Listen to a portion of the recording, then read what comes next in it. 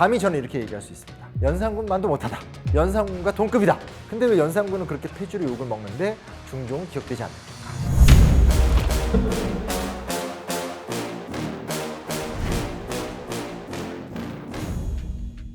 제가 지난 방송에서 여러 가지 이야기를 했지만 하나 아껴뒀던 게 신유공안이라는 문제예요. 연산군은 본인이 국가 재정을 엄청 많이 쓰니까 많이 쓴 재정을 벌충하기 위해서 세금을 걷는데 양반들의 조세는 낮춰주고 백성들의 공납액, 공물액 자체를 올려요.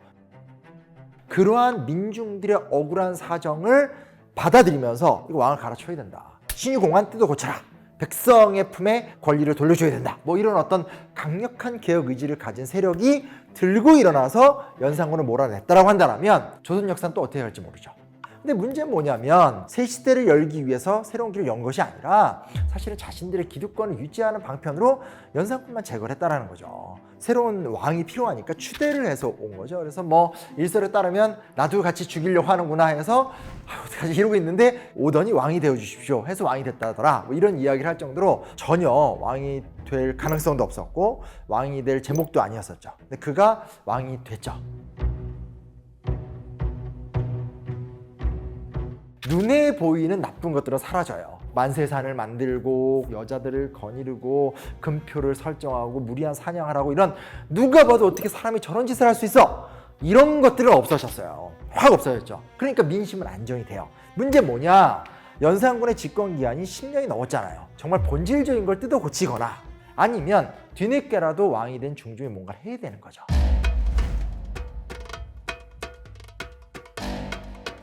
실제로 이제 중종 반정 성공 이후의 과정들을 보게 되면 이런 사람들이 살아남았어? 이런 사람들이 굉장히 많아요. 연산군대 때 영의정을 지냈던 유순이라든지 우의정을 지냈었던 김수동이라든지 연산군과 사돈 관계에 있었던 구수영 등등등이 이 당시에 다 2등 공신으로 책봉이 돼요. 그리고 사실 제일 충격적인 게 유자광이 1등 공신이 됐다라는 거예요. 그냥 지들 멋대로 하고 있어요. 물론 이제 뭐 말은 점잖하게 하겠죠. 전하 이러시면 아니 됩니다 하면 근데 어떻게 해요? 아니 됩니다 하는데 돼! 할 수 없잖아요. 중종 입장에서 굉장히 불편한 거죠. 난 왕인데 신하들이 이런 식으로 나에 대해서 돼? 뭐 이런 생각을 하게 되니까 그런데 역사는 역사 그 자체로 인간들에게 기회를 줘요. 이게 왜 그런지 모르지만 역사는 언제나 타이밍이라는 게 생겨요. 유순종, 박원종, 성리안이 거의 비슷한 시기에 주르륵 죽어요. 연산군 때 그 구권신들이 대거 죽게 되니까 정치적 공간이 생긴 거죠. 그리고 중종에겐 하늘이 내린 기회가 와요. 지금은 우리가 조선왕조 하면 제일 유명한 사람이 퇴계 이황, 율곡 이이지만 그들이 태어나기 전에 조선 전기 200년을 대표하는 최고의 선비는 조광조. 그가 중종 때 과거에 합격해서 들어오게 됩니다. 3대장이 죽었잖아요. 3대장이 죽고 나니까 당연 신하들 사이에서 정치를 일신하자, 뭔가 좀 바꾸자, 이거 엉망이다 하면서 박원종의 공을 날려버리자 라고 얘기하니까 조정의 분위기 이상해진 거예요. 그래 맞는 말이긴 한데 이걸 받아들이면 왕의 또 권위가 무너질 수 있어 하면서 모두가 다 정치적으로 수습하면서 좋게 조용히 넘어간 거예요. 근데 이 자체를 조광조가 상소를 딱 올리면서 방해를 확 틀어버려요. 어떤 안이 올라오면 3, 4의 대관들은 그것들에 대해서 엄격하게 심사를 하고 그것의 옳고 그름을 따지면서 국왕에게 상소를 해야 되는데 지금 다 정치적인 이해득실을 따지면서 아무도 안 했다라는 거예요. 조광조의 상소 하나로 인해서 사관원과 사원부의 관료 전원이 파직당하고 물갈이가 되는 사태가 딱 일어나는 거예요. 드디어 신성이 떠오른 거예요. 올곧은 탁월한 유학자, 정치력을 갖고 있고 판을 읽을 줄 알고 판을 돌릴 줄 아는 리더십. 중종 입장에서 유비가 제갈량 만난 거죠. 길을 모르고 있었고 누가 내 편인지 모르는데 얘와 함께 개혁의 길을 열겠다. 그래서 이때부터 약 5년간 중종과 조광조의 밀월 시대가 진행이 되는 거예요.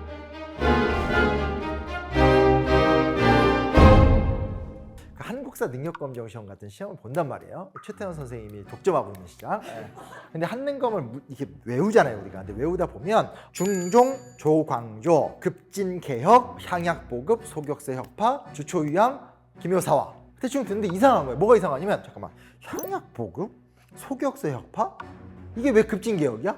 아니 모르겠다. 일단 외우자. 이거 봐요. 근데 자 설명을 해드릴게요. 일단은 향약 보급이라는 게 뭐냐면 유교적인 정신과 유교 윤리를 그냥 지식인들의 머릿속에 있거나 지배층의 문화 속에 있는 것이 아니라 민중들 사이에 다 투영을 시키는 운동을 이야기하게 되는 겁니다.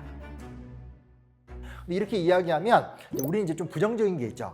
유교적인 위계 질서니 뭐 이런 거 얘기하냐. 물론 그런 부분이 있습니다. 그러나 이제 그때 시절로 돌아가게 된다면 향촌 공동체끼리 서로 의존하고 의지하고 돕고 그리고 유교 윤리에 따라서 가급적 도덕적인 문제로 개인 간의 갈등을 풀고 조선 민중들을 지배하고 있는 각종 미신들을 몰아내고 도덕적 사회 실천 운동 이 정도로 보면 돼요. 일단은 이런 부분에 있어서 사실은 조광조가 이 유학에 정통했었기 때문에 향약이나 소학 같은 보급 운동을 적극 주도를 하게 됩니다. 이 부분에 대해서 당연히 중종은 좋아하죠. 왜냐하면 유교 정신이 뿌리 끝까지 내려가게 되면 사람들은 더더더 군주를 따르게 되고 유교 문화에 더 충성할 거 아니에요. 그러니까 되게 후원을 해주게 됩니다. 조광조는 개혁을 빠르게 하고 싶은데 세조 때부터 지금 쭉 내려오는 정치 문화가 사라지질 않았고 세조도 문제였지만 사실 연산군은 더 문제였었고 크게 파도가 3번 치고 나니까 뭐 한명회나 박원종 같이 굵직굵직한 친구들은 없다고 하더라도 정치라는 게 파벌화되어 있고 정치라는 게 정치의 논리로만 움직이고 있고 이런 식의 아주 그 비정상적인 정치 상황이 계속 유지가 됐거든요. 이거에 대한 조광조의 해법은 뭐였냐면 중요한 어떤 그 낡고 썩은 정치에 물들지 않은 친구들을 끌어올려서 정치를 일신해야 된다는 생각으로 혈량가를 적극적으로 밀어붙인 거죠.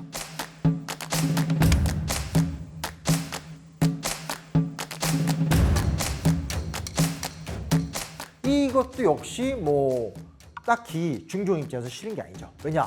나를 지금 옥죄고 있는 거, 조선을 옥죄고 있는 게 잘못된 정치 문화라는 걸 중종도 알고 있거든요. 그래서 이런 초기의 개혁운동 같은 경우들은 사실 중종이 굉장히 좋아해요. 왜? 중종의 권력 운용에 도움이 되니까. 조광조 입장에서도 유교적 이상사회를 심층적으로 이뤄가는 데 있어서 굉장히 큰 기틀이 되니까. 근데 이거는 사실은 그냥 체제를 정비하는 수준인 거지 뭔가를 본격적으로 빡 진행하는 건 아니란 말이에요. 근데 여기서부터 차이가 벌어져요. 첫 번째 충돌이 뭐냐면 이 소격서 협파 문제입니다. 이 소격서라는 것은 도교의 초제라고 해서 이제 말 그대로 그냥 일월 성실 하늘리 만수무강 해주세요, 애숙숙 낳게 해주세요 뭐 이런 식의 문화가 그래도 왕실이니까 도관이라고 해서 이제 그 도교 제사를 지내는 이제 관리도 있고 그 시스템들이 있었어요. 근데 조선 유교 국가잖아. 성약을 기준해서 막 성숙을 하고 있던 단계이기 때문에 하나하나 따지면서 뭘 배제시키고 이런 때예요. 그러니까 조광조 입장에서는 소격서를 없애야 된다. 도교 제사를 깨끗하게 클린해야 된다. 중종이 동의를 해요. 문제 뭐냐? 중종은 동의를 하는데 이 소격서의 초제는 다 누가 드리는 거냐면 왕실 여인네들이 드리는 거예요. 그러니까 우리가 지금 가보면 경복궁 예쁘네, 창덕궁 예쁘네. 반대로 생각해보세요. 여성들 입장에서 거의 감옥이에요. 이 사람들의 합법적인 스트레스 해소 공간은 사실은 소격서에서 초제를 지내는 거예요. 근데 이걸 없앤다고 하니까 난리가 나는 거예요. 생각해봐요. 낮에는 왕이지만 집에 들어가면 자기가 되는 거잖아요. 조광조 우우 이러면서 막 집에서 얘기하면 불편하단 말이에요. 그러니까 결국 이 갈등이 굉장히 심각해져가지고 결론적으로는 이 소격서 결국 협파를 합니다. 근데 문제 뭐냐? 여기서 적잖은 내상을 입은 것 같아요. 왜냐? 내가 왕인데 내 상황이 있는데 중종 입장에서 기분이 나쁜 거죠. 그래서 계속 갈등이 심해져요. 그래서 보면 이거는 해결이 안 돼요. 그러면서 실록을 보다 보면 서로 말싸움이 심해져요. 조광조랑 중종 사이에서 계속 어투가 안 좋아지게 되는 거죠. 근데 저는 조광조를 좋게 생각하는 입장에서인지 모르지만 조광조는 과거의 어떤 그런 시스템 때문에 그런가 아마 이런 고민을 했던 것 같아요. 정확하게 모르겠는데 핵심이 뭐냐 이제 그 유명한 유임삭제 사건이 터져요.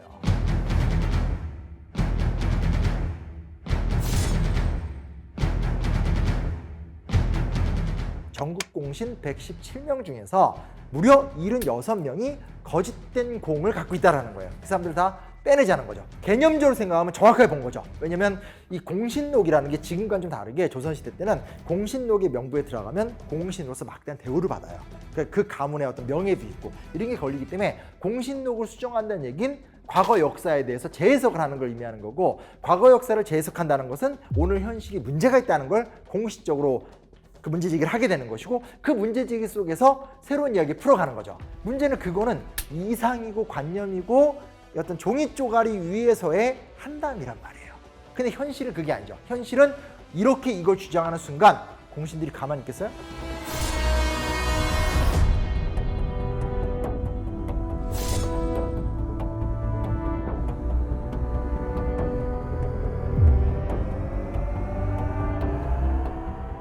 당신과 살인파가 붙었었을 때 누가 이길 것이냐, 왕은 누구 편에 들 것이냐, 이런 걸 계산을 하는 게 정치인 거잖아요. 조금은 조광조가 브레이크도 좀 걸어가고 상황을 정비하면서 어떻게 하면 좀 중종을 달래가면서 문제를 풀어갈까 이렇게 했어야 되는데, 조광조 입장에서 순수한 거예요. 그래서 이 근본 모습이 뭘까? 왜 왕은 내 말을 듣지 않을까?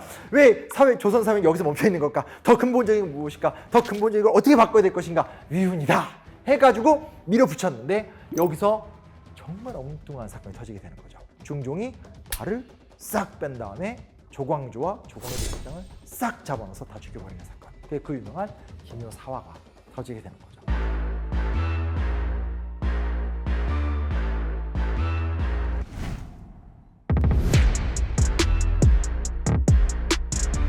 (1519년 11월 15일) 밤 기획자 작전을 짠 건 중종이었다는 거예요. 해도 넘어요. 그래서 결국 조광조만 죽인 게 아니라 조광조와 살인파 핵심 코어들 김구, 김식, 유인숙, 그리고 박세희, 홍원필, 박훈, 유자임, 공설인, 안정, 이구, 이자, 김정 등을 한 번에 모조리 추포를 해서 결국 이 사람들을 유배를 보내고 주요 세력을 다 사사 죽여버립니다. 조광조는 평소에 정말 자기 관리를 잘했던 사람입니다. 술을 먹고 주정을 부리거나 감정을 함부로 막 오버해서 행동하나 그런 기록을 찾아볼 수가 없어요. 근데 너무나 가슴 아픈 게 뭐냐면, 이날 무리가 대거 잡혔잖아요. 그래서 하옥이 되어 있는 상태에서 조광조 술을 엄청 많이 마셔요. 그래가지고 완전히 고주망태가 된 상태에서 한 번도 보여주지 못한 행동을 막 했다라는 게 이제 이 기록으로 남겨져 있어요. 그런 거 보면 통한스러운 거죠. 회한이 막 스러운 거죠. 그래서 그렇게 됩니다. 그래서 막 이에 대해서 반발이 굉장히 심했었어요. 그래서 뭐 유생들이 막 난입해서 통곡을 한다든지 상소가 난무했다든지 하는데, 아니 그동안 그 보여줬었던 이 어설프고 열린 국왕, 말 잘 들어주고 인재를 좋아하고 함께 할래요? 오케이 이랬던 중종이 굉장히 확고한 태도를 보입니다.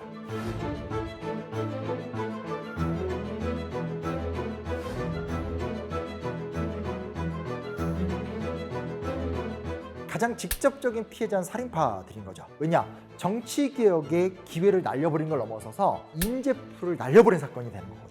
연산군이 만들었던 모순을 사실상 확대 강화 혹은 그 병을 방치했던 사람이 누구냐로 봤었을 땐 중종이었다는 거죠.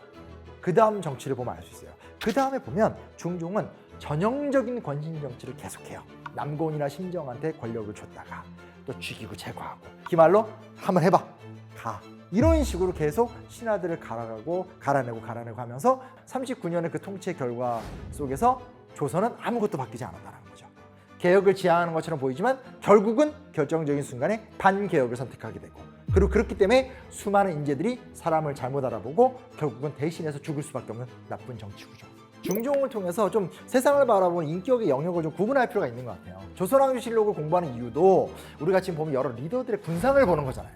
좋다 나쁘다, 대단하다 안 대단하다, 이것이 아니라 이런 리더의 장단점, 이런 리더의 장단점 속에서 과거와 같은 리더십을 반복할 필요가 없다는 거죠. 파괴한 사람만 나쁜 놈이 아니라 아무것도 하지 않은 것도 나쁜 놈이라는 거예요. 아우 나쁜 놈이. 자, 어찌됐건 다음 조선 제12대왕 인종입니다. 조선왕조실록은 계속됩니다. 짜잔!